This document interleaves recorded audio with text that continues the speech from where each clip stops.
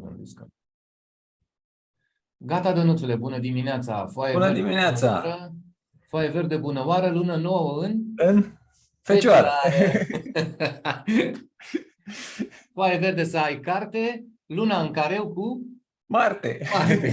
Foaie verde, elicopter, Mercur opoziție la Jupiter. Cam asta e atmosfera de aici. Bine v-am găsit, dragii noștri. Bine, v-am regăsit. Da, echipa de veseli colindători Dan și Jean. Exact. Da, la 2500 de kilometri unul de altul, sau mai puțin că tu ești mai la Sibiu, așa? Da, mai aproape, da, față de București, da, merge.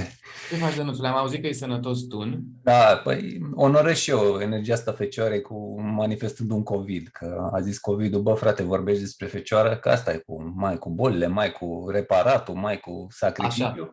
Și ai zis, să ai vorbit, ai luat de lei, știi, te-ai luat de lei, ia de ei să vezi cum e cu fecioara, știi? Și ia vină încoace, ia treci la fecioară să... Da, destul de capsat, nu grav, dar funcțional. Da? Am zis, bă, jucăm la sacrificiu, că asta e fecioara, trebuie să onorăm fecioara, ne doare, nu ne doare, noi prestăm. Da. Așa că dacă mai grohăi, mai așa, e ok. Te-ai spălat unghiuțe, te-ai tăiat unghiuțe, batistuță, ai la tine, tot, da? Tot. Am înțeles. Azi noapte am schimbat 5 tricouri la cât am transpirat, îți dai seama că... Bă, e bine că ai. Da. M-a luat de Anei de alea care nimeream și eu pe public. Luai orice. Ca mic, îl forțam. Ai un sac, o chestie, da. Foarte tare. Da, tăticu. Am vrut să zic ce ochi frumoși ai, dar cred că am rămas la ce ochi frumos ai. Da. Mai ales dreptul, da? E tot sexy aici aranjat. Da, tot barba face... Da, ne-am vorbit să ne asortăm, să fim cam aceeași culoare, aceeași nuanță. Știi cum e, fecioară atentă la detalii, da? Exact. Da. Ce facem? De cine ne luăm azi? Că e luna nouă chiar as we speak. Fecioara, nu? N-am zis, nu, că feciorim puțin așa, știi? Feciorim, așa. Știi? O dăm pe modestie, da? Da, tot timpul, știi? Tot timpul e partea de... Da. Și eu zic să începem cu ceva serios, să descriem puțin vibratorul fecioară și după aia discutăm despre luna. Da. Și vibratorul fecioară este bine conturat, cu detalii care îi conferă o frumusețe aparte. Așa. Are funcția de autocurățare și nu pornește dacă nu ați făcut duș înainte. Orice iz de necurat ia din cheful vibrațional. Lucrează cu o precizie extraordinară și are un program de autoperfecționare permanentă. La sfârșit îți dă un raport detaliat despre cum ai evoluat și unde ai putea să îmbunătățești lucruri. Și bineînțeles că este cel mai ieftin de pe piață, nu? Normal. Și cel mai util. Cel mai util, evident. Băi, deci sper și vasele cu el. Poate facem un business, știi, cu vibratoare pentru fiecare zodie. Glumă, da. Să nu ne fure alții. Da. Și așa cumpără lumea toate tâmpenile acum. Exact. Deci ne-ar cumpăra și vibratoare pe zodie. Să ce cadou frumos. Da, vibratoare zodiacale, știi? Exact, zodiacale. Nimeni nu s-a gândit. Exact, da. Acum am discutat și ceva serios, cu o idee de business, bineînțeles. Da, aveți care nu furați, să aveți grijă că nu, măcar așa un comision la băieți aici. Da. Noi, cum v-am obișnuit, dragilor, ne întâlnim ca să luăm la mișto, la perpulis, la cum zicea Aristotel, da? La tot felul de chestii de astea, fiecare zodie în parte și că ne-am nimerit bine azi că e lună nouă în Fecioară. Cum ziceam, descriam înainte că e în careu cu Marte. Așa, deci aprigă. Da. Așa. Vrei să descriu harta, să dau un share screen, ceva? O am și eu aici. Da, o să vadă lumea dacă e. Hai să vadă poporul, mă, pe acum. Să nu zică că deschidem cartea fără ca ei să vadă. Așa, lăsăm poporul. Așa, am pus luna nouă în casa întâi a Cilișa și vedem careul ăsta cu Marte și stăpânul lunii noi care e, stăpânul Fecioare e Mercur, e în balanță, treaba lui, și în opoziție cu Jupiter. Cam asta văd eu, știi, așa, monumental de important. Restul, da, avem și asta, că avem și careul Venus cu Uranus. Uranus, da. Adică, da? Deci momentul ăsta de început e cu clinchet. E viciat rău, mai bine nu spui intenții. Da, exact. Dacă e Marte acolo, el zice ce intenții tu vrei de Fecioară, ce intenții ai ce vrei să faci acolo, ce vrei tu să faci acolo, asta vine eu cu alte idei. Știi, e ca la GPS, recalculating route, Exact. please wait, știi? Da, da, Tu da. ești la 120 la oră pe autostradă, recalculating. Ce mișto e chestia aia. Da. Da, Sau nu, cel mai mișto e mergi cu 140 la oră pe autostradă și GPS-ul zice brusc, virați la dreapta acum. Acum, da. Cam asta e Marte. Da. Cam asta e Marte quadratură cu luna asta nouă, știi? Exact, asta e. Virați la dreapta acum. Cum Paștele, mătii, că am 140, sunt pe banda a treia. Da? Ce să fac? Da. Asta e. Cam așa. Și mai dă și Mercur cu Jupiter un overthinking. Da, adică vrem să ne gândim, să avem idei, să nu știu ce. Da, bine. În planul ideilor cred că stăm bine. Adică idee cu acționatul, cu avem grijă ce facem. Da, una e ce vrei și alta ce iese. Da? Din punctul meu de vedere, oricum momentele de lună nouă sunt momente foarte toxice, știi, practic. Ca și... Așa le simți, nu? Păi iese în lună, nu se vede. Nu se vede luna, da. Da, luna nu se vede, adică e momentul de, nu că 0, de -1, știi? Adică, practic, momentul de început e după ce răsare luna, după ce adică după ce începe să se vadă, știi? Ăla e momentul de început, știi? Da. Fix momentul de lună nouă nu e unul foarte sănătos, așa, știi? Pentru că nu are suficientă putere și în condițiile astea și cu un viciat cu Marte, exact. mai atent la... Da, apropo de chestia asta ce discutam noi cu intenții, am început și eu să lucrez la luna nouă, nu mai lucrez la luna nouă, adică nu atunci încep ceva, ci las crai nou, să vină crai nou, care asta se întâmplă, nu mai știu la câte grade, după 20 de grade distanță dintre soare și lună, atunci încep să... Da, să apară puțin, să redevină luna vizibilă, știi, că așa exact. E foarte... Să se desprindă într-un fel. Exact, să o vezi din nou pe cer, știi, că așa e invizibilă și automat e o chestie foarte adâncă care se întâmplă acolo, dar nu ai, să zicem, un control sau măcar să conștientizezi ce e pe acolo, știi? Da. Așa că, dragilor, dacă vreți să demarați ceva acțiuni, sfatul aici a medicilor specialiști, britanici, bineînțeles, este, mai așteptați așa vreo zi, două. Da. Acum pe chill. E weekend, e frumos. Aia e, tati. E sâmbătă fix acum, deci chiar acum. Da. Bun, gata, nu mai dau share ca să nu plictisim prețioșii noștri ascultători. Și cam asta zic. Cum simți, Dănuțule, toamna asta așa? Care, bine, toamna e balanță încolo. Mă simt bine cu COVID-ul, cu astea. Trebuia să plec la mare, s-a anulat că de-abia luni trebuia să plec și s-a anulat că deci la mare trebuie să te duci odihnit, știi? Atâta s-a putut. Să te odihnești. Atâta s-a putut. Da. Și, în rest, o toamnă destul de interesant, așa. Să vedem, mai ales cum urmează Martele ăsta retrograd. Martele retrograd, ăsta e mișto. Ăsta e cu scamatorul ce iepuri scoate din cutie, știi? Da, mai ales că e în Gemeni, adică e cea mai jucăușă. E distracție, frate. Vezi că a început de la luna asta nouă, a început să fie moț acolo, știi? Exact. Asta e planul, da? Bine, na. Hai. Hai, face. Strânge că nu mai stăm aici. Da. Așa că va fi interesant de urmărit. Da. Poate ne întâlnim o dată să facem și o analiza toamnei, așa că sunt multe chestii. Adică Jupiter se duce înapoi în Pești, Marte e retrograd, stă în Gemeni până la anul în aprilie. E material de discutat. E material. Ne adunăm să facem un overview așa. Aha. La ce se întâmplă. Acum hai să o luăm pe domnișoara acelea de gardă, de strajă patriei. Da? Cea care face curățenie. Știi că bancul la fecioară pe care îl am când bănuiesc că fiecare dintre noi are un banc. Când e fecioară cu vibratoarele, eu cu femeia de serviciu, știi? Cu femeia de serviciu, proces de viol și ea fiind violată, în fine, prins infractorul. Și la sfârșit ăsta îi dă sentința și judecătorul, doamne, asta chiar n-ați reacționat în niciun fel și ea zice, doamne, ce să fac, doamne? Când dreapta era perete, în stânga era perete, în spate de-abia spălasem. Exact, corect. Unde să mă duc, da? Deci atenție la acest, eu așa văd bang, dar atenție la această tendință al blocaj mental al fecioarei de a se bloca, nu întreabă, că mai am treabă, că uite, acolo am făcut treaba, acolo am făcut curat, Da, fecioara e arhetipul muncii, practic. Când ajungem în Exact. dezvoltarea noastră în zona asta fecioare, noi descoperim după etapa leului în care ne credem buricul, da, e faza aia de copil în care toată lumea ne pupă în cur, ajungem la faza în care du gunoiul. Exact. Hai, fă și tu ceva. Fă și tu ceva, hai că Da. doar ai venit să stai aici, asta e o vorbă fecioară, ce ai venit să stai aici, fă tu treaba, da? Exact. Și automat în etapa aia fecioară noi începem să ne îndeplinim datoririle în viața asta, știi? Cam așa. Știi? Și practic tranziția asta de la leu la fecioară cum e? Că e faza aia de leu care se admiră în oglindă și la un moment dat oglinda îi se murdărește, știi?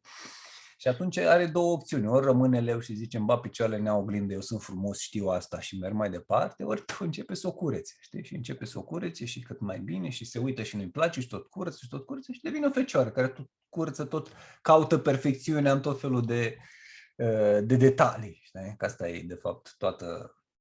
Știi că povesteai tu data trecută un lucru foarte interesant. Apropo de integrarea zodiei anterioare și noi data trecută am luat de leu și așa mai departe și acum vorbim de fecioară și zicem de integrare. Mai ales că un lucru interesant cu care și eu lucrez și tu, luăm soarele, vorbim de fecioară, da? Și ne punem fecioara în casa întâi, zicem, ok, ce guvernează soarele? Ce stăpânește soarele? Păi stăpânește casa 12-a. De-aia probabil și tendința de victimizare a fecioarei. Bănuiesc. Senzația că mereu e vorba aia fecioarei, treaba nu se termină niciodată și așa mai departe. Aici nu știu dacă e victimizare. Cred că leu se victimizează mai mult. Adică fecioara leu se victimizează mai mult. Cred că fecioara chiar prestează, știi? Adică asta e o mare diferență, știi? Pentru că adică la fecioară e chestia asta de nevoie de utilitate. De a fi util. Da, asta e o nevoie fundamentală a fecioarei. Nevoia de a fi utilă. De a fi util, de a servi. De a fi util, de a-ți găsi sensul și de a putea ajuta a face ceva, da? Pe zona asta. Și integrarea leului cum se face? Se face pentru că o fecioară care nu integrează creativitatea leului devine, cum să zic, foarte ștearsă, să zicem, pentru că intră într-o rutină în care ea pierde focusul inițial, care era scopul, da? Și automat, integrând energia leului de chestii de procesul de creație, de a avea un obiectiv, de a avea un scop, fecioara vine și pune lucrurile la treabă. De asta, cel mai dramatic pentru fecioară este să nu aibă un scop bine definit. Să facă treaba când lucram la profile la copii, da, e cel mai dezastruos pentru un copil cu marcaj de fecioară, deci nu doar fecioară, marcaj de fecioară, să nu-i dai directive foarte clare. Du-te și fă și tu. Fă și tu curat în cameră. Da. Ala cu marcaj de fecioară are nevoie să se zică ce înseamnă curat în cameră, că înseamnă pentru mine și zugrăveală, da? Exact. Adică, poate să duc, da? Da, corect. Curat în cameră, adică e o chestie foarte abstractă, știi? Da.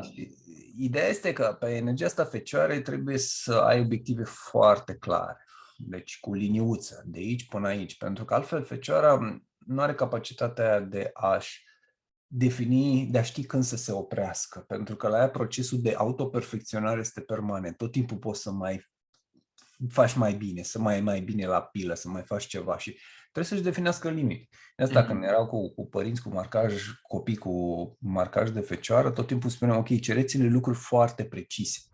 Da? Și dați-le voie să se simtă utile, adică puneți-i la treabă, adică uite, e important, tu ne ajuți pe noi dacă duci gunoiul, dacă faci chestia asta, dacă hrănești câinele, chestii de genul ăsta. Au nevoie de chestia asta, știi?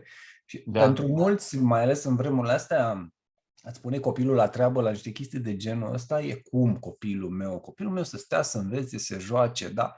Practic, un copil cu marcaj de fecioară îl omori dacă tu nu îi dai această ocazie de a fi util. Da, și de a fi clar, practic util. Adică exact. coerent, aia. Exact. Știi? Pentru că altfel e jale, știi? Adică n-ai obiectivul, nu știi, n-ai benchmark-ul, nu știi când să te oprești, nu știi cum să te oprești. Adică, știi, tu ai folosit două cuvinte de care eu vreau să mă iau acum, adică mi le ridicat la fileu. Unul este perfecționare și doi, integrarea leului, creativitatea. Și mereu dau exemplul ăsta cu BMW-ul, să zicem. Poate fi valabil la orice mașină. BMW-ul actual, să zicem, luăm un BMW seria 7, știi? El are un istoric în spate și practic ceea ce vedem noi este o continuă îmbunătățire timp de 100 de ani a modelelor anterioare. Deci asta implică cuvântul cheie al fecioarei, îmbunătățire, perfecționare, dar și creativitate, adică și modelul care este un model mai mișto, mai bagă ceva, mai bagă un giugiuluc, o chestie de leu, mai atrăgătoare, mai nu știu ce.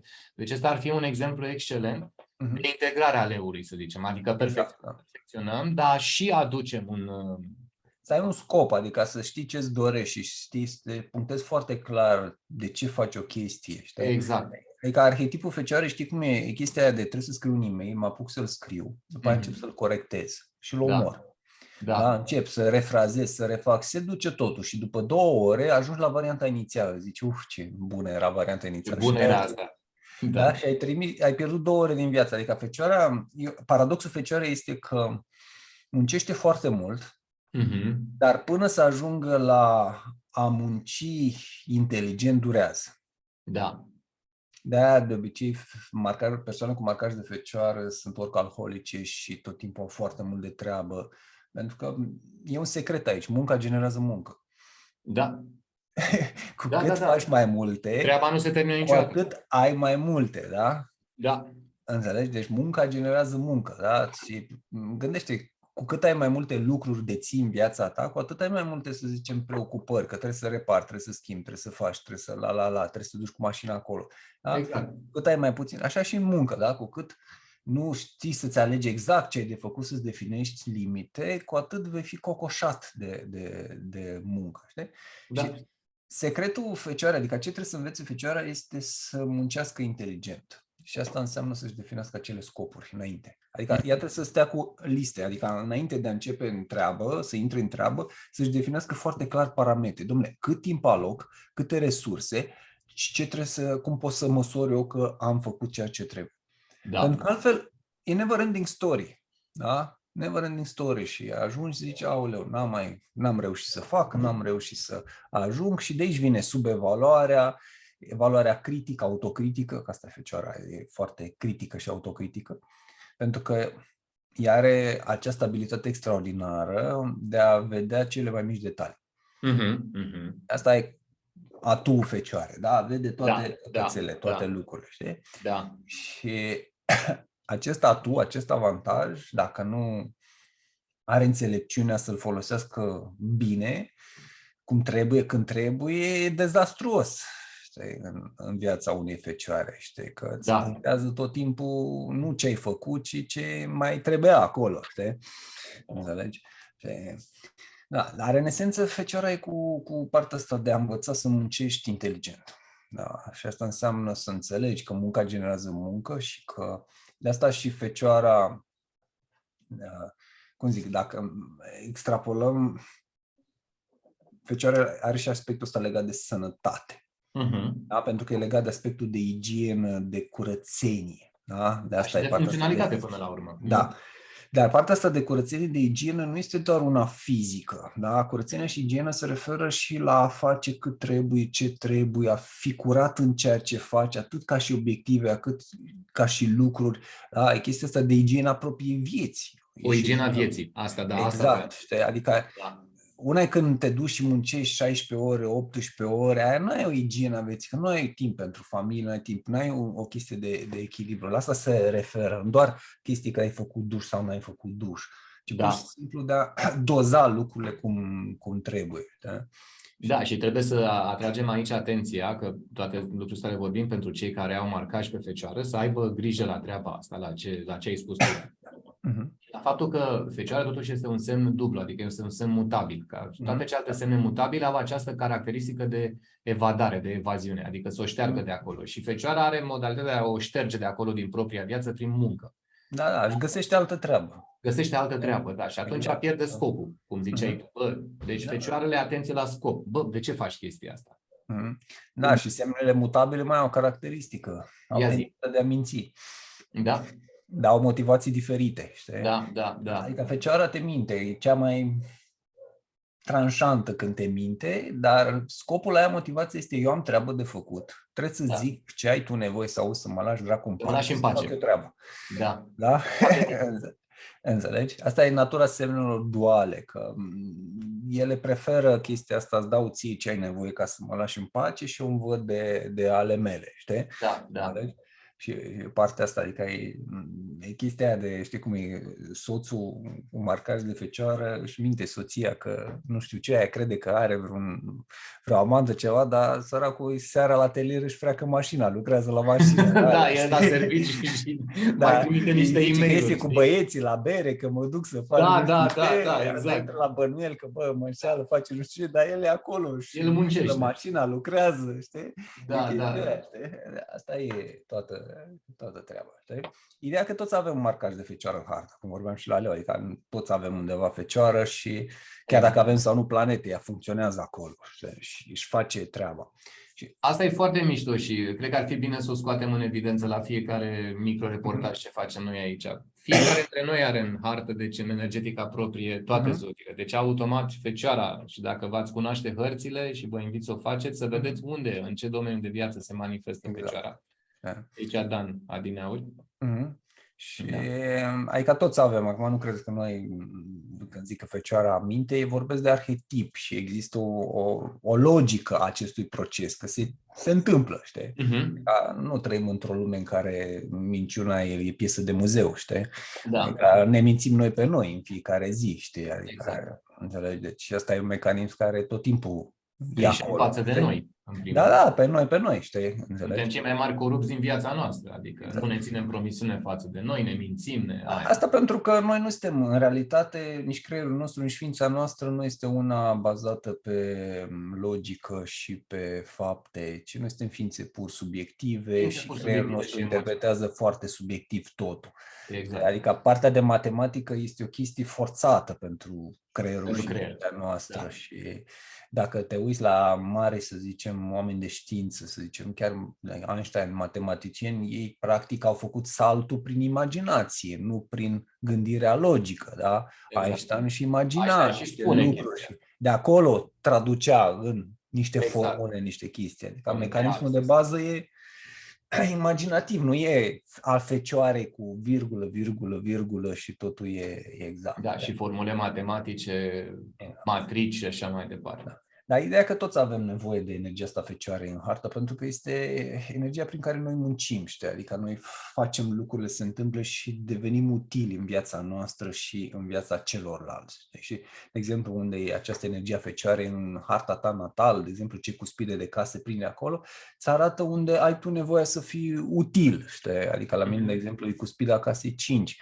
începe în semnul fecioare și casa 5 e partea asta de creativitate, de fericire. La mine fericirea implică partea asta de a fi util, de a face ceva concret. Adică,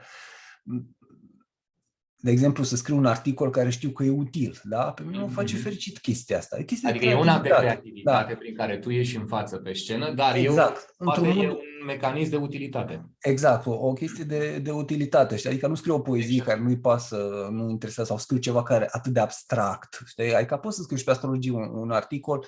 Și am mai avut chestii mai abstracte, mai tehnice, care eu și încă 10 probabil citim și înțelegi, dar e chestia de util, de a fi util prin ceea ce faci, știi? Și, de exemplu, așa se manifestă la mine energia asta a fecioarei, știi? O chestie de creativitate și hai să fie partea asta de utilitate. Foarte mișto. Foarte mișto. Păi hai să luăm acum și Tanti Lenuța, că tot am început eu, Tanti Lenuța. Exact, Tanti Lenuța, da. Tanti Lenuța, adică Lenuța.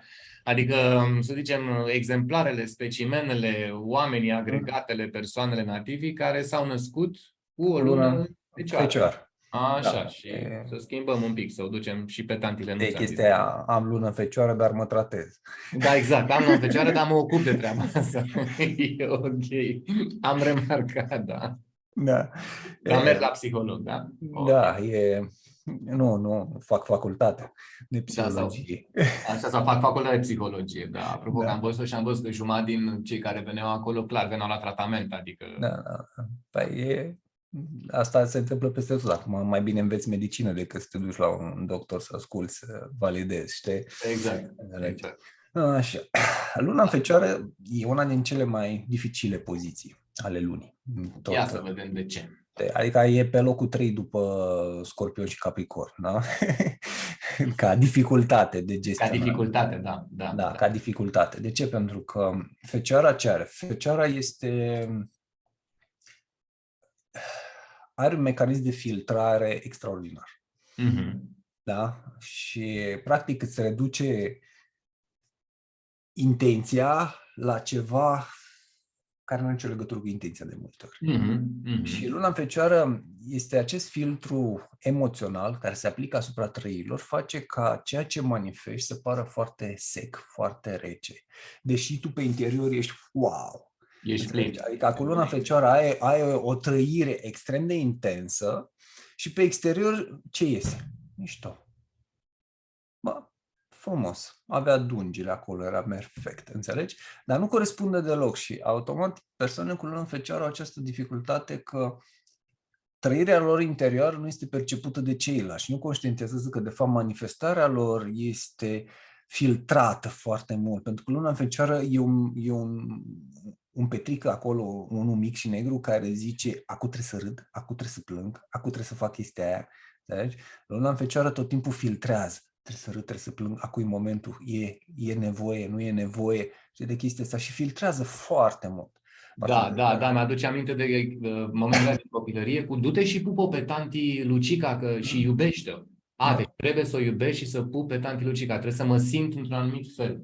Exact, da. Asta e și nasol, pentru corpul emoțional asta e foarte nasol. Exact, pentru că emoționalul ăla are nevoie de manifestare liberă, nu mentală filtrată. Că de Mercur este un semn al logicii, un semn mental care analizează, psihanalizează.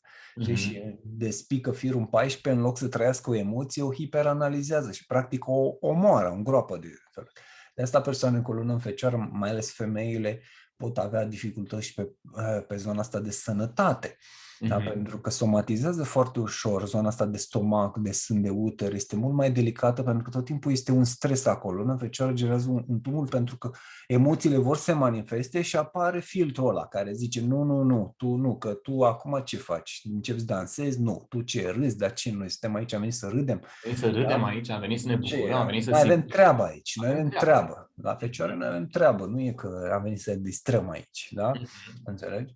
Și de asta e o combinație destul de greu de gestionat. Și primul pas este să înțeleagă că, de fapt, manifestarea lor este diferită de trăirea interioară.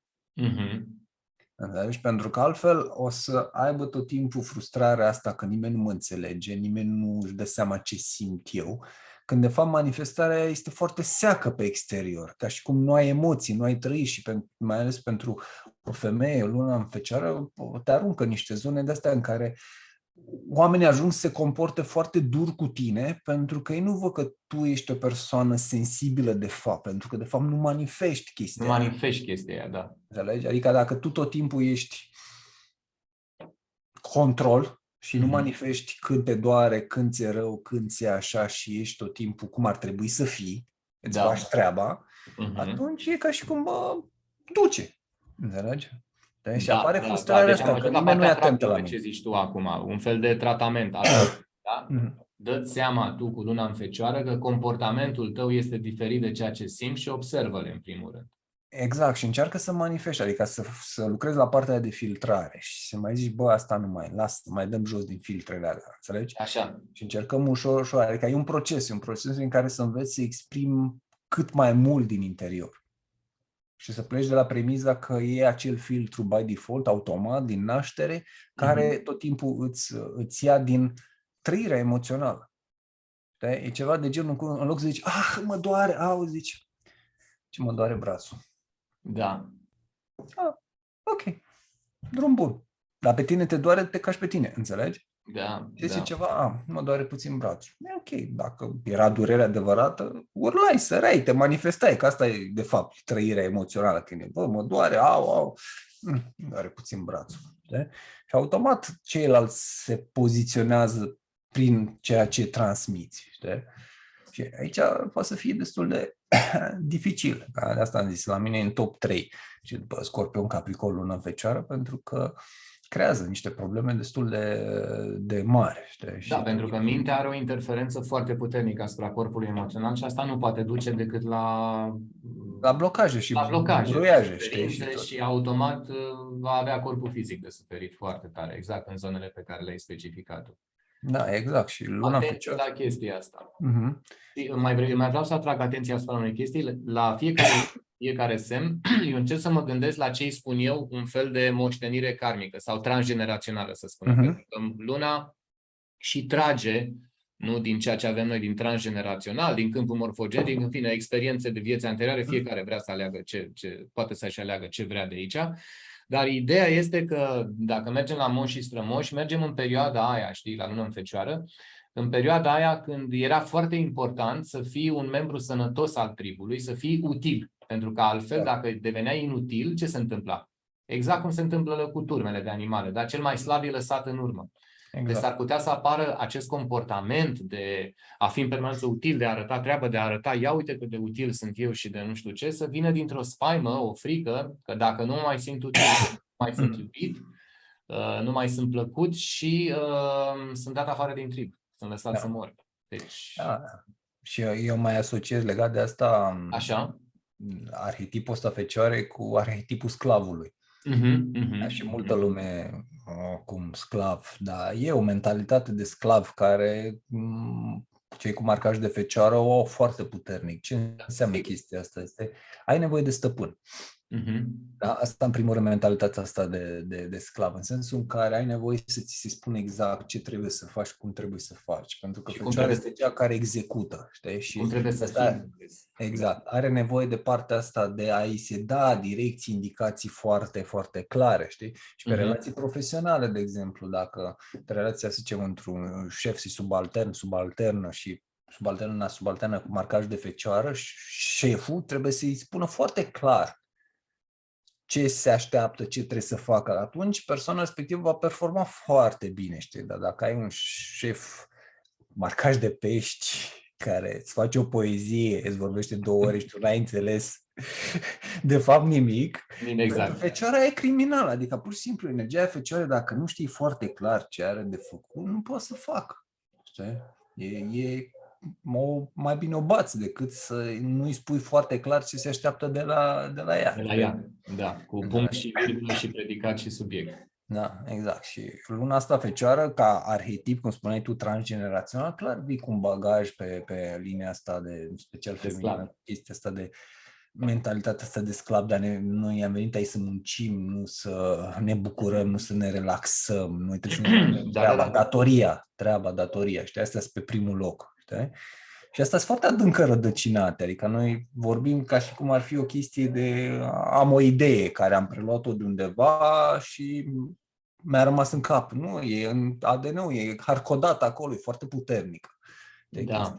Păi, dacă e așa dificil, haideți să dăm și niște metode de tratament, adică niște metode de lucru cu luna în Fecioară. Pentru mine, în primul rând, mă interesează casa unde se manifestă, unde se exprimă, pentru că de foarte multe ori exprimarea casei respective mi-ajută luna să iasă din sfera asta. Deci dacă nu e o casă dificilă, ci e un 5, un 10, nu știu ce, mă ajută. Băi, focusează-te pe treaba asta. Tu ce tratament mai dai la luna? Tratament cosmetic, da. Cosmetic, da. La luna în Fecioară, în primul rând, trebuie să se concentreze pe tot ce înseamnă corp. Și trebuie să fii foarte atent la cum reacționează stomacul. Așa. E foarte simplu. Dar în momentul în care ea este persoana e pe punctul să-și cenzureze niște trăiri, niște emoții, stomacul, intestinele vor reacționa imediat.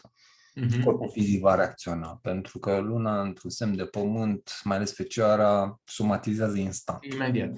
Da, imediat. Știi? Și atunci trebuie să-ți construiești relația asta de prietenie cu propriul corp, ca o poartă prin care tu să fii mai conștientă de fapt de ceea ce exprimi și ce e cu adevărat pe interior. Exact. Ceea ce exprimi. Da? Și pe relația asta cu corpul și de a face... Fecioara, fiind semn de pământ, este un semn tactil. Și marcajul ăsta de lună în Fecioară ajută foarte mult dacă ai un contact fizic cu persoana care vrei să-i transmiți ceva. Da, Interesant. că iubitul, iubita ta și în loc să-i spui te iubesc la lună fecioară, Te iubești și este spăl mai sec, pune mâna, ia partea fizică, contact fizic. În momentul ăla tu vei da seama mai exact ce simți și transmiți. Da? Deci partea asta fecioară transmite prin corp, prin partea asta de atingere, partea asta fizică. Știi? Deci trebuie lucrat la acest nivel, nu la nivel mental, ci la nivel fizic și pentru a descoperi partea asta de emoțional și a exprima, a da voie să se exprime. Pentru lună în fecioară, cei care au lună în fecioară, aș recomanda tot timpul să se îngrijească de propriul corp. Aș recomanda în mod constant să facă chestia asta de masaj, de detox, da? de tot, să lucreze pe partea asta de corp în mod constant. Știi? Pentru că automat somatizează și trebuie ajuta corpul astfel încât el să elimine toate acele emoții care nu le exprimi și asta te va ajuta și pe tine, pentru că te face mai conștient de ceea ce simți. Da. Nu e treabă ușoară, dar nu e, că secretul mintea e aia că filtrează foarte puternic. Și Fecioara este și semnul rutinei și atunci cu luna în Fecioară e bine să-ți dezvolți rutine sănătoase pentru propria sănătate, pentru propria sănătate emoțională. Adică să faci acele lucruri care nu au un scop anume. Da? Direct, o chestie de utilitate exterioară, ajută pe cineva și te ajută pe tine. Mă duc la masaj, nu ajută pe nimeni, mă ajută doar pe mine. Te duce un pic și în axă? Adică eu m-aș duce un pic și la Pești ca să am resurse de acolo, știi? Să mai scot pe Fecioară din dublu, semnul ăsta dublu mercurian. Nu m-aș duce atât de departe pe zona aia, că depinde de configurația din harta natală, dacă mai sunt planete acolo, adică contează foarte mult partea asta particulară, știi? Dar e suficient partea asta de, punctul meu de vedere, partea asta de Fecioară de a o înțelege foarte clar și de a înțelege că trebuie să dezvoltăm rutine de astea sănătoase pentru emoționalul nostru. Știi? Deci tu rămâi în contact acolo cu corpul. Da, rămân acolo, ok. Trebuie să dezvolți rutine sănătoase pentru sănătatea ta emoțională. Ok, ce înseamnă pentru tine chestia asta? Pentru fiecare persoană diferă, că te raportezi automat la restul hărții, știi? Și, de exemplu, nu știu, pentru mine ar însemna, o dată pe săptămână mi-au jumătate de zi liberă și mă duc și, nu știu, croșetez, mă plimb, dau la pește, fac ceva. Pentru mine care nu are neapărat o utilitate generală, Așa. dar este pentru sănătatea mea emoțională. Am nevoie de chestia asta și îmi dau voie. Deci o fac ca o rutină conștientă, ceva ce văd este calculat, planificat, adică participă și calculat, frumos, pui în agenda frumos și automat o faci pentru că înțelegi că e pentru sănătatea ta emoțională. Știi? Excelent. Pentru că dacă tot nu o faci, nimeni nu o să o facă pentru tine. Înțelegi? Și te fură restul treburilor și nu... Pentru că Fecioara vine cu chestia aia ce trebuie făcut. Știi? Și știi cum e? Aia de sănătate personală doar când te îmbolnăvești. Sănătatea e o chestie, trebuie să mă fac bine, înțelegi? Partea aia când ești sănătos, să-ți menții starea de sănătate, hai mă, lasă că merge. Exact, merge așa, nici nu bagi în seamă. La lună Fecioară e bine să fie un focus permanent pe chestia asta de rutină sănătoasă emoțională, să fac acele lucruri, da, astfel încât eu să mă simt ok, să mă simt bine. Da, că de fapt ăsta e verbul lunii, adică ăsta e scopul, voia lunii, de a mă simți bine, homeostazia. Cum o fac? Prin Fecioară. Exact, să găsești activități care să te încarce la nivel emoțional, știi? Asta e foarte important. Bă, mișto. Hai să luăm pe ăsta micu și Zglobiu, da? Că chiar vreau să te întreb, cum vezi tu faptul că Fecioara este dublu semn mercurian, adică Mercur are acolo și domiciliu și exaltarea, cum ziceau antici. Am legat de o chestie pe care tu ai spus-o, că zice, băi, Fecioara are abilitatea nu de a vedea detalii, ci de a vedea toate detaliile. Și asta m-a dus cu gândul la, da mă, de aia, că e Mercur de 2 ori acolo. Da, vezi, toate planetele, mai puțin luminarile, guvernează 2 semne și toate planetele au practic acest dublu rol, mai puțin Soarele și Luna. Da? Mercur în Fecioară automat nu manifestă natura de geam, pentru că geamul și Fecioara sunt quadratură și nu au nicio treabă una cu alta, știi? Nu.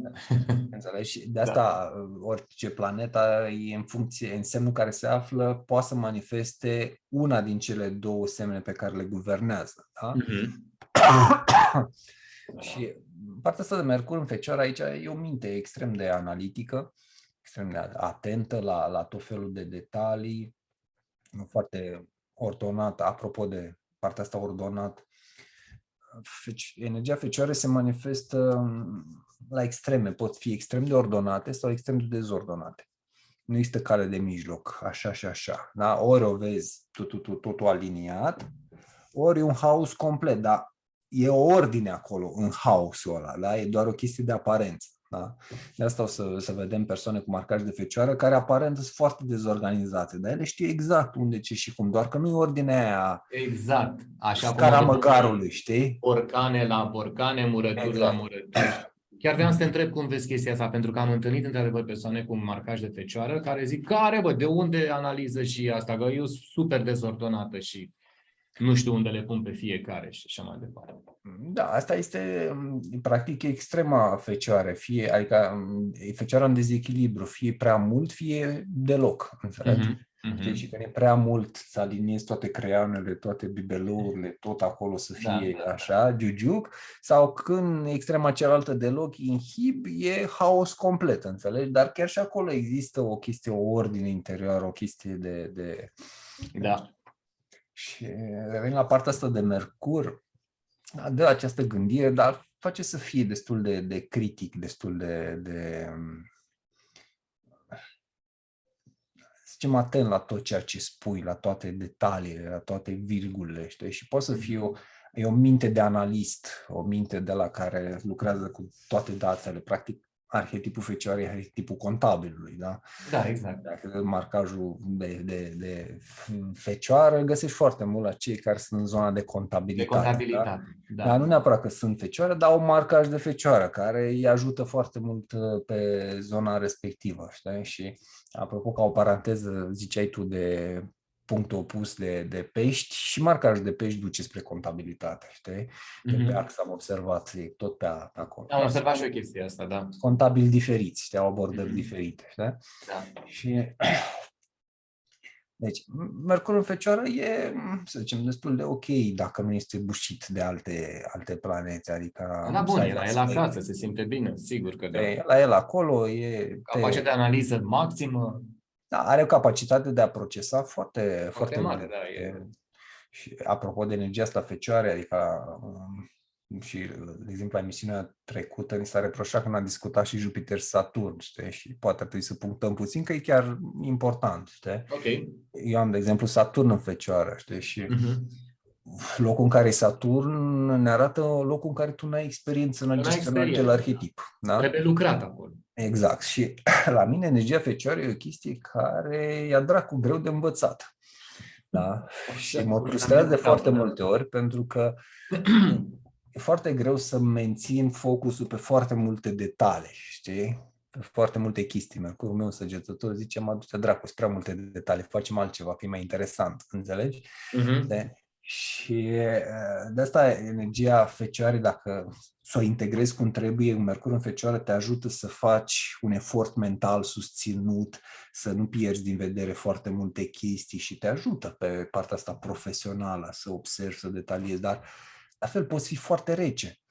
Știi? Adică, mai ales dacă prin rolul tău lucrezi cu oamenii, ai tendința de a vedea pe oameni ca cifre.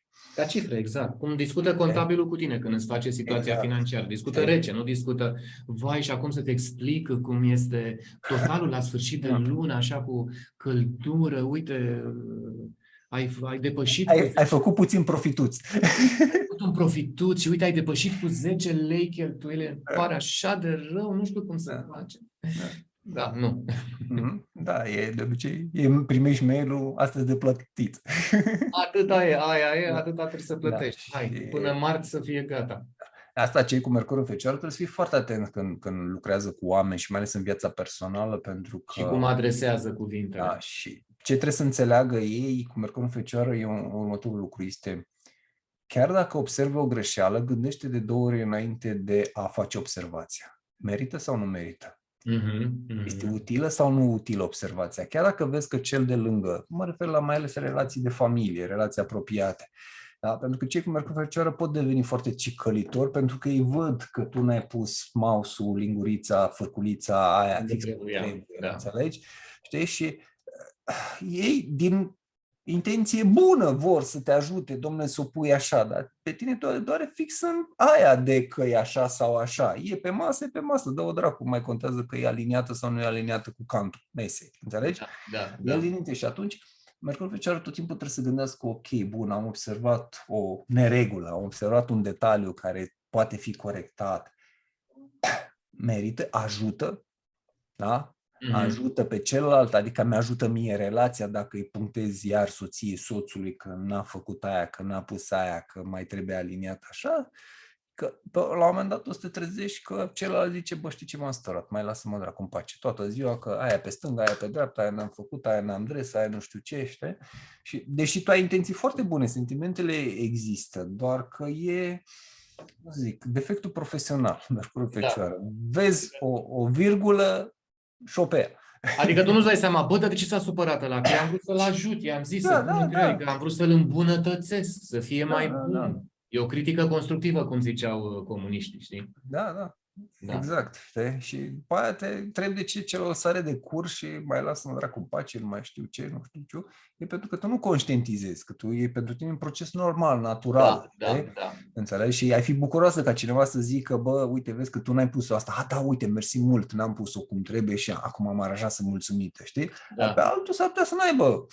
Știi? Și apropo de asta, să fie cineva cu marcaj de leu. Cac eu pe fârculița ta, ți-o aș ți-o aruncă pe geam, știi? Aș vrea să văd această scenă. Îți dai seama. Cu marcaj de leu și unul cu Mercur în Fecioară. Și vreau să filmez din două unghiuri. Exact, știi? Da. Și atunci... Mă piși pe furculițele tale. Exact, pe alinierea ta, știi? Pe alinierea ta. Înțelegi? Da. Aveam când lucram la început, așa. în tinerețe, așa, mai aveam de ăștia colegi care erau birou aliniat, totul făcut, știi, cu marcaj să fecioară tipicar, totul aranjat. Așa. Mai făceam mișto, mergeam și luam toate, le băgam sertarele, veneau la turbați, știi? Mișto să-ți bancuri de fecioară. Erau realități, știi? Mergeți și amestecați între Ioane. Exact. Adică vrei să faci mișto de cineva cu marcaj de fecioară, doar te duci și muți o chestie, stânga-dreapta, știi? Să-l vezi cum vine imediat. Da. Am auzit o chestie, am avut foarte mulți colegi aici pe șantier din Republica Democrată Germană, fosta, știi? Și am auzit de o metodă pe care o practica Stasi. Fii atent aici, frate, apropo de fecioară.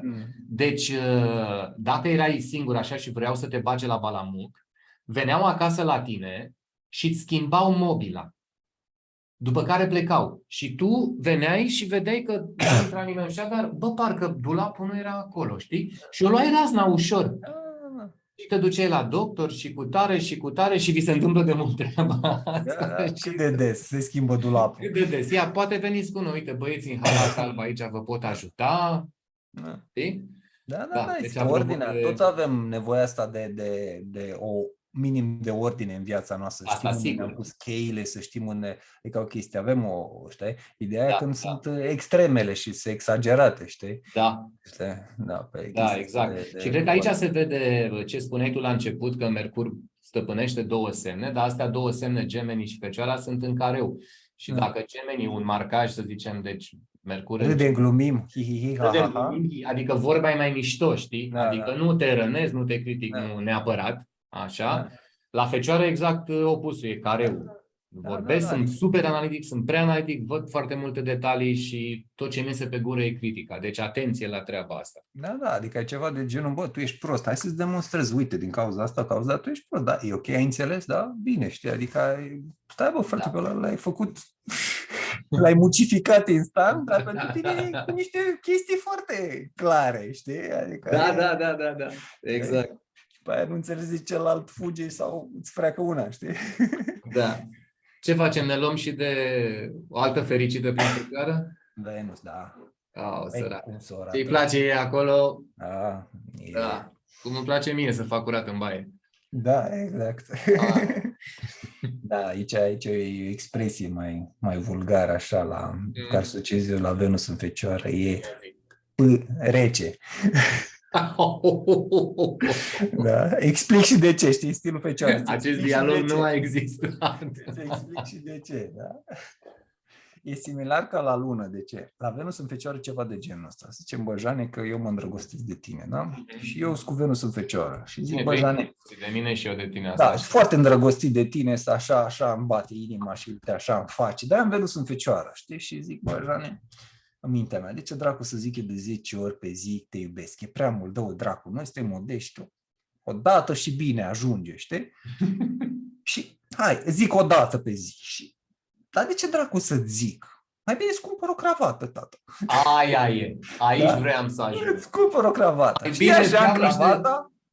Mersi, Dane. Și în gând, futu scravățile, mai am 100. Să se spânzuri cu ea, da? Să se spânzure Exact. cu ea. Sau și Da. mai rău, îți cumpăr o pereche de ciorap, că știu că ai nevoie. Ai, cum erau cadourile de Crăciun cu ciorap, chiloți.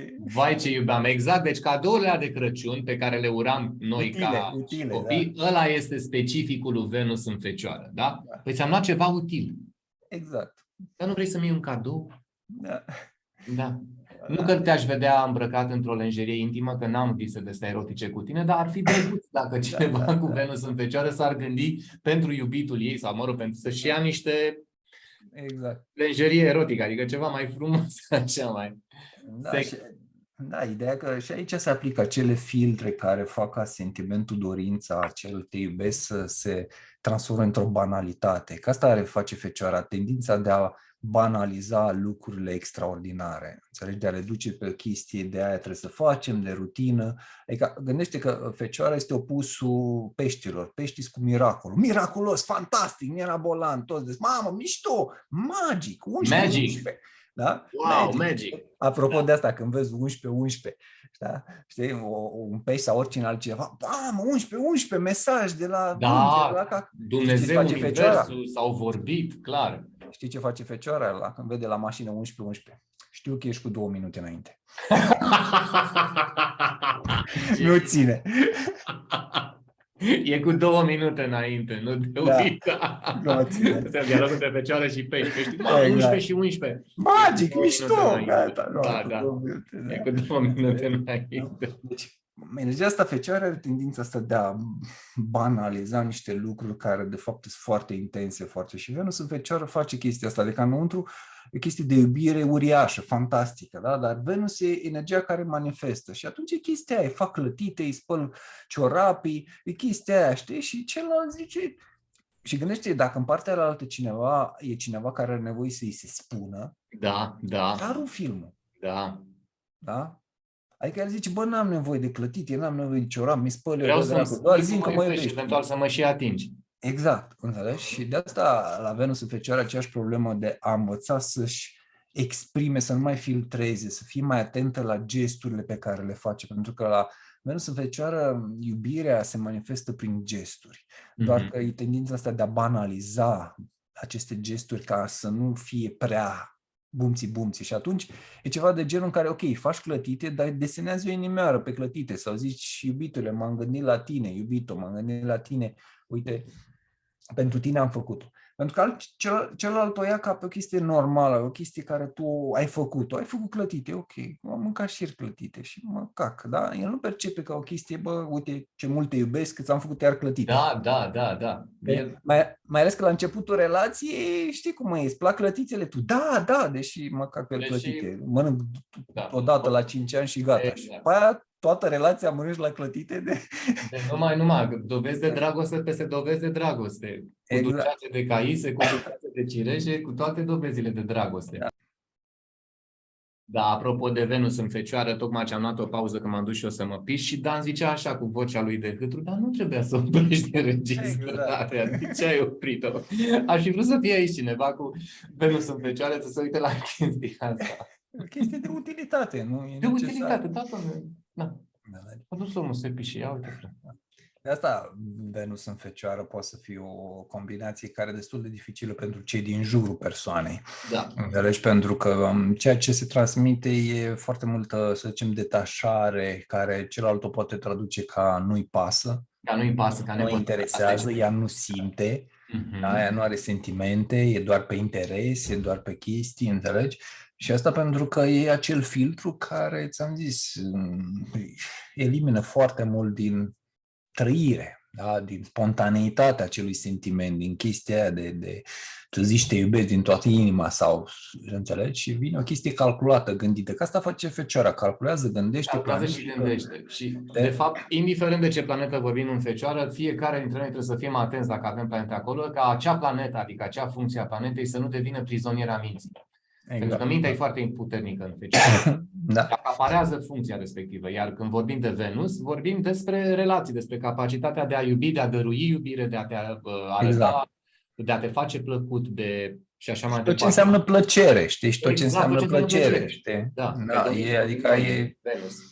Știi? Dacă mintea logică, partea din mintea aia logică, rațională, pune stăpânire pe planeta respectivă, noi trebuie să fim foarte atenți. Băi, fii atent, cum te comporți, cum, și trebuie să iei de acolo, heads up, băi, că de-aia și facem emisiunea astea ca să fii atentă, știi? Da, că e important ca fiecare să conștientizeze acest marcaj, pentru că altfel nu-ți dai seama, adică noi tot suntem absorbiți de propria hartă, de modul în care funcționăm noi și foarte ușor generalizăm, credem că ceilalți sunt la fel, adică cum gândesc eu, cum simt eu, cum percep eu, ceilalți văd, percep corect ce simt eu și au aceeași abordare, care e total greșit.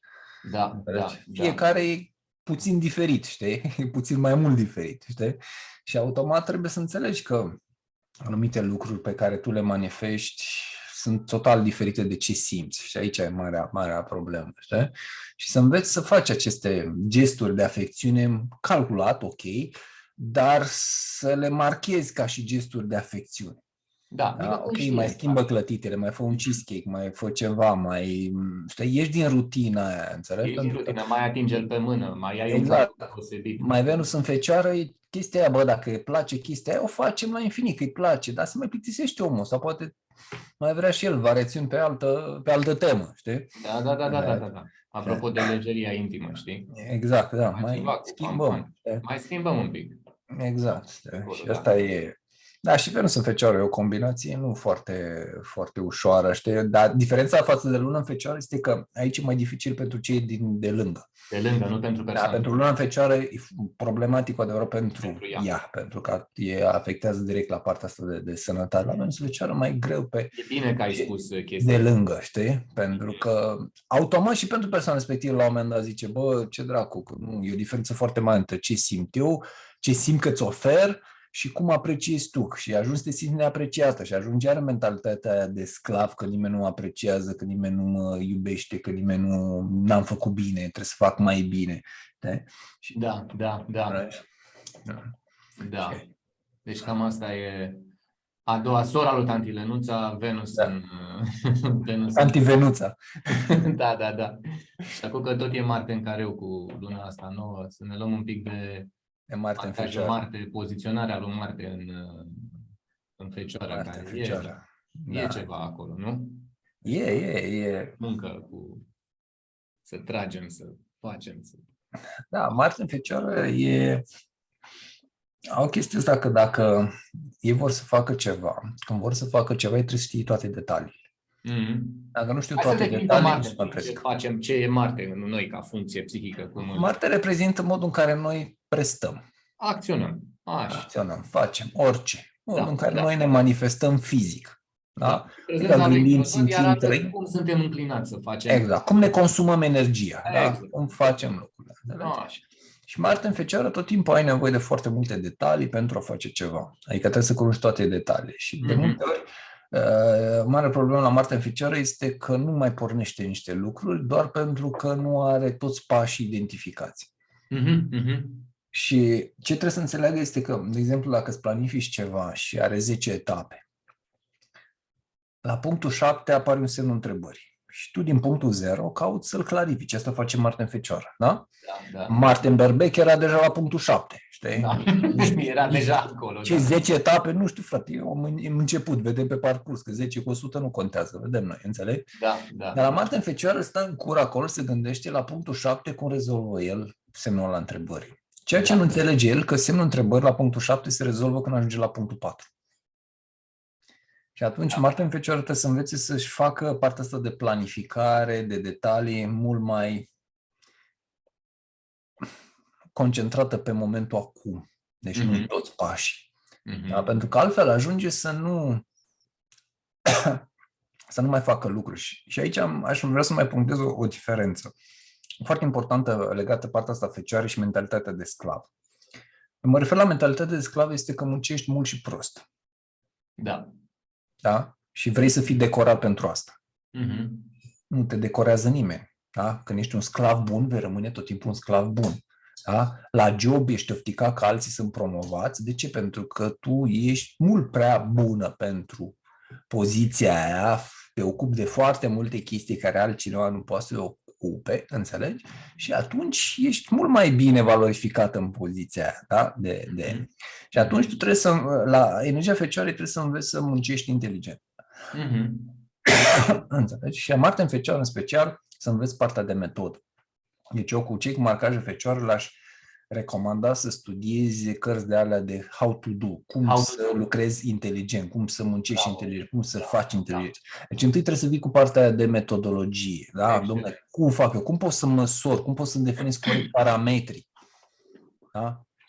Acolo trebuie să lucrezi. Dacă te arunci direct în treabă, în miez, nu mai știi, te pierzi în tot felul de detalii, în tot felul de chestii. Da?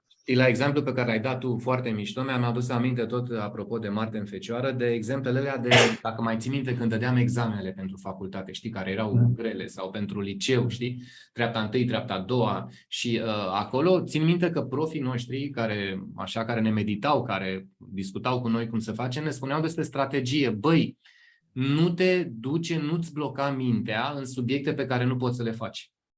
Tu te rezolvă ce este mai ușor, cum ziceai tu cu berbecul. Berbecul e deja la punctul 7, așa, și după aia vezi tu. Și de multe ori mi s-a întâmplat să văd cu mintea mea, știi, ușor se duce către, aoleu, subiectul 5 nu știu să-l fac și mamă, și stau pe el și nu știu ce. Deci un alt sfat pe care eu l-aș da ca să întărești ce zicești tu, e chestia asta. Bă, dacă aveți o listă de sarcini, nu vă duceți pe sarcina pe care nu puteți să o faceți. Ia punctele 1, 2, 3, 4 și apropo de ce ziceai tu, Dan, da, la punctul 4 s-ar putea să sară, știu cum se face punctul 7. 7 și atunci îi dau drumul, știi? Exact. La fecioara asta, o fecioară echilibrată este o fecioară care muncește inteligent, știe exact de ce muncește, cât muncește, pentru ce muncește, da? Pentru că altfel muncește mult și prost, înțelegi? Ineficient, știi? Da. Și da, cum să zic, nu-i dă nimeni nicio decorație, nimeni nu va aprecia lucrul ăsta. Exact. Înțelegi? Știi? Și atunci rămâi în zona aia de frustrare, nemulțumire, că viața e grea, viața e dură, dar tu practic nu înveți cum să lucrezi inteligent, să-ți definești limite, că asta e partea de fecioară, să-ți definești limite. Adică e ca și cum ai un microscop care poate să facă zoom la zeci de mii de, da, te uiți la părul de pe celulă, da? Înțelegi? Dar te ajută sau nu? Unde mă opresc? Da, cum sunt ăștia cu bozonul Higgs, care studiază particulă după particulă, fără să-și dea seama, bă, nu o să descoperiți nimic până la urmă, adică nu o să ajungeți la țâță de mâță, o să vă tot duceți. Știi, asta mi se pare foarte analog cu principiul fecioarei. Exact, e microscopul ăla care tu trebuie să setezi. Dom'le, mă duc până la 100x, atât. Nu mai am obținut informație, mă ocup de altceva. Am oprit acolo.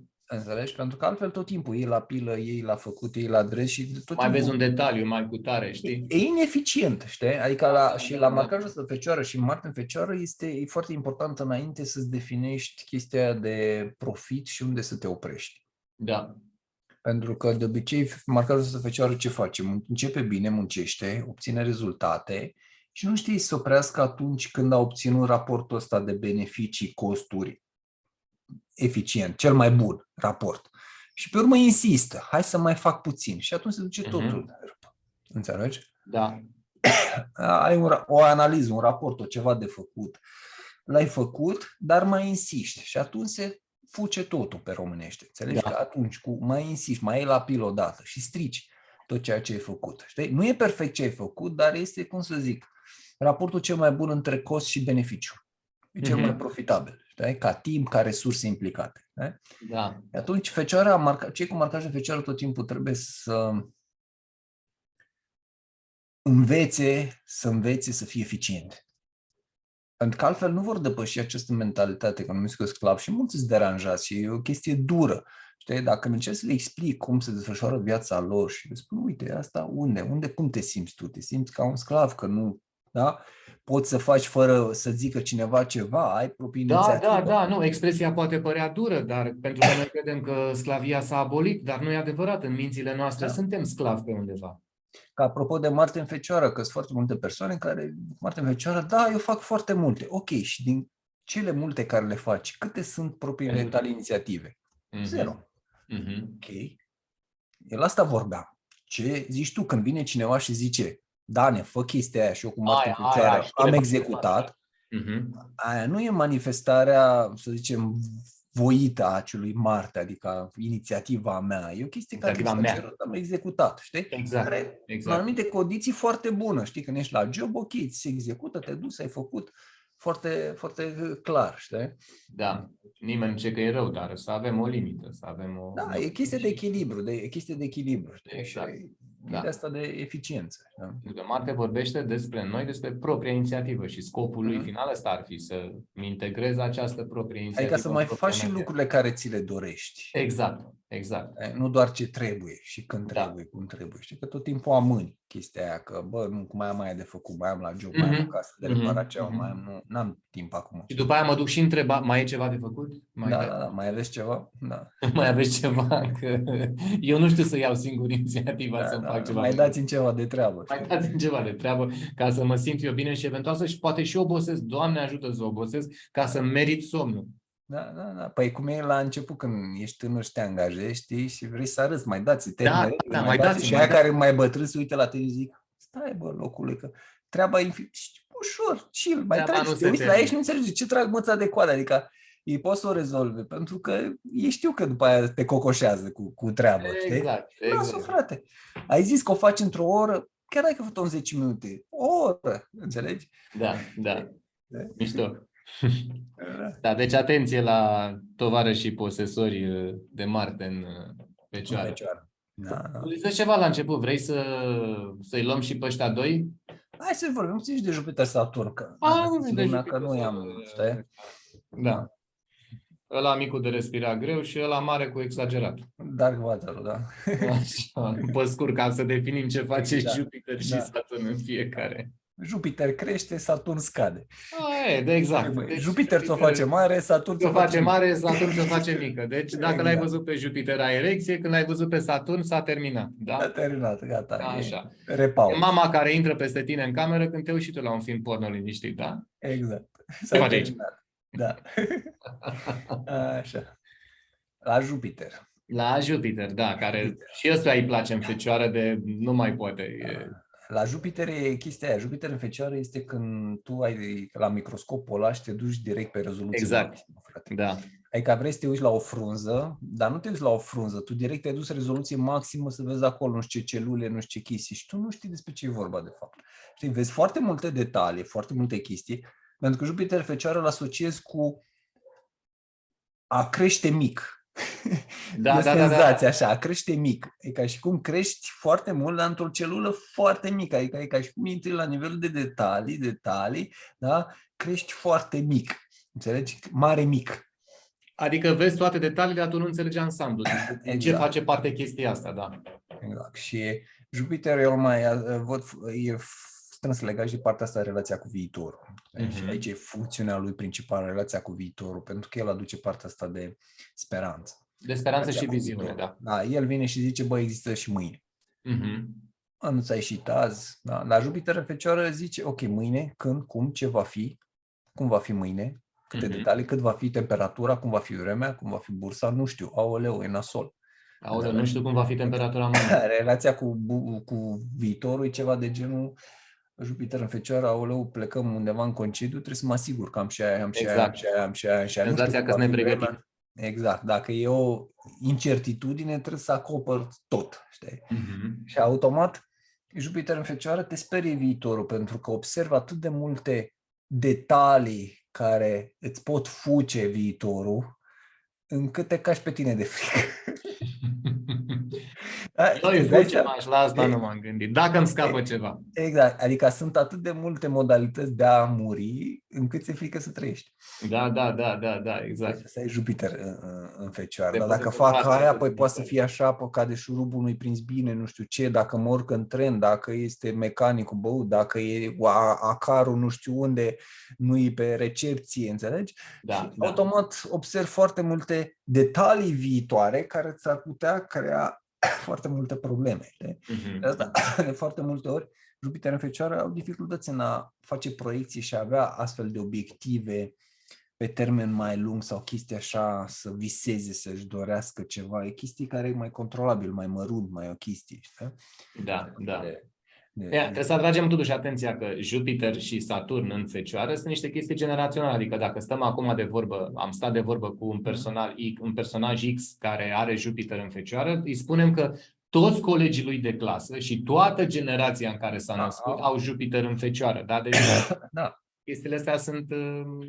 dar ele se manifestă din perspectiva asta, ele se manifestă, ele se regăsesc acolo, la bineînțeles nuanțate în funcție de harta natală. Exact. Ele există ca și... Adică noi vorbim de niște tendințe foarte generale, așa, noi generalizăm de foarte transgenerațional, știi cum e cu Neptun în Fecioară. Cei cu Neptun în Fecioară au fost în Atlantida, aia, gunoierii, știi? Gunoierii, care făceau reîncarnare. De jos, da. Mamă, eu am fost în Atlantida și ce făceam? Ștergeam gunoiul pe strada 14. Da. Ștergeam cristalul. Da. Exact. Șlefuiam cristalul să fie bun, da. Exact. La aparatele de teleportare. Da, că asta tot auzim. Unde e Neptun? Ce ai fost în Atlantida în altă viață? Ai fost pe dracu. Da. Cam las fierbinți cu băi, când cu Lenuța mea, nu știu dacă ai văzut episodul, cu Lenuța mea care lucrează la ANAF. Mamă, ce tare, știi, am pe cineva la ANAF, pe cine? Pe Lenuța. Și ce face acolo? E femeie de servici, știi? Exact, da. Da, mișto. Apropo de asta, marcajul ăsta de Fecioară, șefii cu marcaj de Fecioară sunt foarte dificili. Pentru că nimeni nu face treaba mai bine decât ei. Și atunci toți subordonații nu fac treaba bine și sunt șefii care fac treaba angajaților. Practic îi castrează. Fecioara, de aici partea asta de feciorie, de virginitate, dar e și efectul de castrare. Da. Te anihilează partea asta de creativitate, de a face altfel inițiativă, decât energia asta să zicem, decât manualul, înțelegi? Da. La Fecioară nu trebuie să ieși din manual și din șublerul spune 0,2 mm, aia trebuie să fie la micron. Da. Șefii cu marcaj de Fecioară, dacă nu gestionează foarte bine chestia asta, pot fi foarte dificil pentru angajați și rămân fără, știi? Înțelegi? Sau ajunge să se plângă cât muncește el, că nimeni nu-și face treaba, că nimeni nu așa, și angajații o freacă, știi? Adică o freacă la modul se vaită și tot o face. E ca și cum tu ai fi cu marcaj de așa, eu lucrez pentru tine și, orice aș face, vine Jean și tot zice că nu-i bine și o face el. Da, Jane, ia și fă, știi, mă fac, ia tată, da, Jane, Dane, ai făcut aia, da, Jane, ia, nu-i bine. Adică mi-a adus aminte, am avut un coleg de șantier, Țuțu, e și acum, dar nu mai e coleg cu mine, în fine, care cu marcaj de Fecioară. Frate, deci dimineața trebuia obligatoriu să-l asculți cu un bodogăne. Deci era bodogănarea de dimineață. Nu-i convenea aia, după care tot el le lua și le făcea, înțelegi? După care își complica viața cu băga mea și de asta cum se face, dar cum se trece, cum se nu știu ce. În fine. Și odată țin minte un episod și a cumpărat mașină. El nu avea carne de conducere. Și conducea mașina un subaltern. Și la un moment dat l-a pus să ducă nu știu pe unde, pe la Cernavodă, prin împrejurime, și el i-a zis, nu e bine pe aici.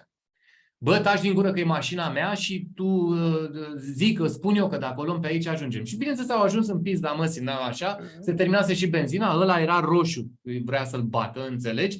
La care ăsta, calm așa, argumentul ultim al Fecioarei, tu ești șoferul, tu trebuia să hotărăști. Da, cam așa e. Da. Simpatici. Simpatici, da, nu că sunt simpatici. Să ai noștri, sunt și ei noștri. Hai, nu, că am vorbit. Toți avem Fecioară undeva. Fără Fecioară nu putem face. Fără Fecioară nu putem organiza, nu putem perfecționa. Tot ceea ce vedem în jurul nostru, până la urmă, e făcut de partea de Fecioară din mintea fiecăruia. Nu? Rutina, tot ce înseamnă procese, tot ce înseamnă... Absolut. Da, uite, mă uit la camera de la vedere, e un Canon, da, ok. Acest Canon are o istorie în spate de alte Canonuri care au fost îmbunătățite și aduse și aduse. E partea de fecioară din noi desen. Nu, noi râdem glumim, dar aia e. Avem nevoie de fecioară să ia cineva la pilă toate chestiile. Așa, Să le perfecționeze. să ducă cu noiul dacă se poate. Să facă curat în baie. Exact, nu pot să nu vezi. Da. Așa, și de partea asta de Saturn, Saturn eu îl văd ca locul în care tu nu ai experiență. Și atunci, spuneam că eu am Saturn în Fecioară, chiar la 004 retrograd, dacă mai stăteam o zi, două, îl prindeam în Leu, știi? Și, într-adevăr, e o foarte mare dificultate pentru mine de a gestiona un volum de detalii dincolo de un anumit punct. Și asta mă împiedică, de exemplu, un studiu astrologic. Da? Când mai studiez la bursă, studiez niște chestii în care implică volum de date foarte mare, mi-am dat seama că am o limită pe care nu pot să o depășesc în a o procesa. Știi? Și am nevoie de foarte mult timp pentru a învăța metodic, pas cu pas, cum să gestionez acel volum de date, de informații, de variabile, de chestii. Da? Deci Saturn în Fecioară trebuie să învețe să fie disciplinat, organizat, să aibă partea asta de rutină și să învețe să facă ceea ce trebuie. Cu Saturn în Fecioară nu prea îți convine să faci ce trebuie, că Fecioara e cu a face ceea ce trebuie, nu ce-ți place, ce vrei. Da. Știi?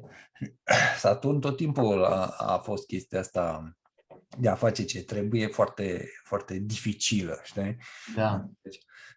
Dar asta e Saturn. Unde e Saturn trebuie să învățăm conștient. Acolo trebuie să mergem la școală. Despre la premiza că nu știi ce înseamnă Fecioară, nu știi ce înseamnă să muncești. Da.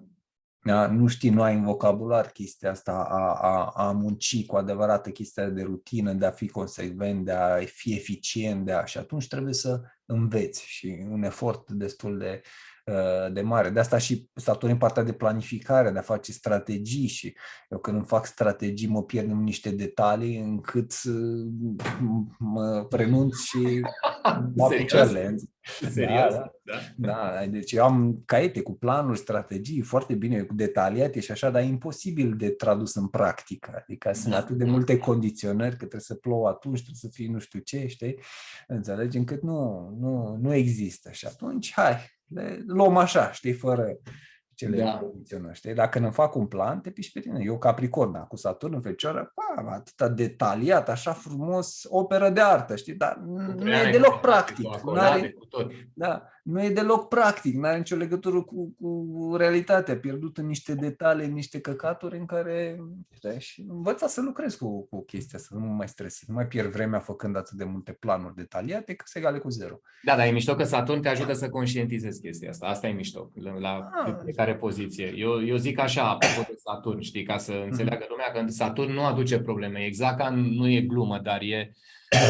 Ai în trafic blocat și te uiți, uite băi, e poliția acolo în intersecție. Păi normal că e blocat traficul. Nu, e invers. Poliția a venit ca să deblocheze traficul, că e o problemă și atunci vine poliția. Deci, practic, Saturn pentru mine vine și dă un red flag, aici trebuie lucrat, aici trebuie desălnit, aici nu te pricepi. Da, e veriga slabă a lanțului. Știi? Exact, veriga slabă, da. Adică la Saturn în Fecioară tot timpul tu ca individ, chiar dacă ai și alte planete în Fecioară, în momentul când ajungi la un anumit nivel de detalii, de gestionat, s-a pierdut. Știi? Ai sărit, adică adaugi câte un element. Când ajungi la 10 elemente, faci poc și ai sărit la plus infinit. Și brusc ți se pare că sunt atât de multe că le-au luat dracu și ele doar sunt 11. Nu le pot controla, nu le pot gestiona. Da, exact. Asta e de fapt. Da. Bravo. Toată șmecherie. Da. Cum te simți? Fecioara mi-a făcut treaba, nu? Te-ai făcut treaba, nu? Cu Marte în 3, tușesc mai așa, păi ce, am venit să mă relaxez aici, să ne facem treaba, nu? Onorăm Fecioara. Păi da. Bolnav, răcit, nu contează, faci treaba. Nu contează, ne facem treaba. Facem treaba, noi aici, pe baricade. Da. Adică special am zis, aducem cu noi. Da. Special am zis, ok, asta e energia Fecioarei, asta trebuie să facem, știi? Dacă era să facem Leu când era răcit, ziceam, nu. Bolnav, răcit. Nu, bolnav, răcit, nu. Vai de mine. Doamne ferește, nu. Trebuie să am grijă de mine, știi? Da. Și la Fecioară, tată, joacă la sacrificiu acolo. Mișto. Da, așa. Hai că ai și mișto. Da. Mi-a plăcut. Da. Așa că la mulți ani, ia să mă uit acum. Da, urmează fecioare. La mulți ani, fecioarelor. La mulți ani fecioarelor, la mulți ani de lună nouă în fecioară. Tocmai ce a fost acum 2 minute, deci este perfectos. La fix. Muchachos, oleos. Da, e toată lumea, știi. Fericită. Bine, dragi tovarăși, bine, Dănuțule. Da, ne revedem la următorul episod cu balanțele. Așa, cu balanțele, da? Balanțele. Cu tantia aia oarbă, da? Da, exact. Chestia în mână. Da. Așa.